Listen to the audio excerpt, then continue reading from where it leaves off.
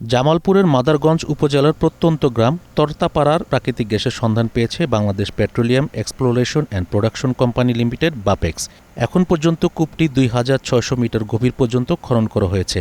এর মধ্যে ১,৪৪১ থেকে ১,৪৪৫ মিটার স্তর থেকে ৭.২ মিলিয়ন পিএসআই চাপে গ্যাস নির্গত হচ্ছে। এই স্তরের উপরে আরও একটি স্তর রয়েছে, সেখানেও গ্যাসের উপস্থিতি পাওয়া গেছে।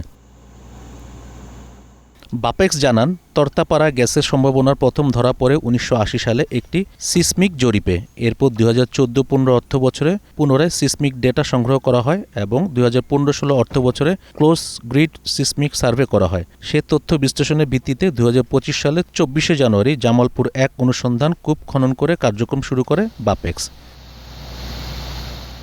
দীর্ঘ প্রতীক্ষার পর নিজ এলাকায় গ্যাসের সন্ধান মেলায় আনন্দে ভাসছে তরতাপাড়ার মানুষ।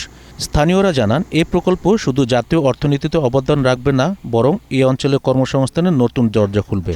আমাদের এই তরতাপাড়ায় গ্যাস পাওয়াতে আমরা অত্যন্ত খুশি। আমাদের এই যে পোলাপান যেগুলো আছে, শিক্ষিত পোলাপান, এরা বেকার, এদের জন্য একটা চাকরি-বাকরি ব্যবস্থা করা হয়, এতে আমরা খুব খুশি হব। এইখানের গ্যাস সারা বাংলার যে কোনো প্রান্তে নিয়ে গেলেও আমাদের কোনো সমস্যা নাই। আমরা চাই যাতে আমরা মাদারগঞ্জবাসী এই গ্যাস আমরা ব্যবহার করতে পারি। শিল্প প্রতিষ্ঠান করলে যদি আমাদের এলাকায় একটা অনেক কর্মসংস্থানের অবস্থা হবে, এই জন্য মনে করি আমরা একটু উদ্যতন কর্মকর্তার কাছে এবং এটা আশা রাখি।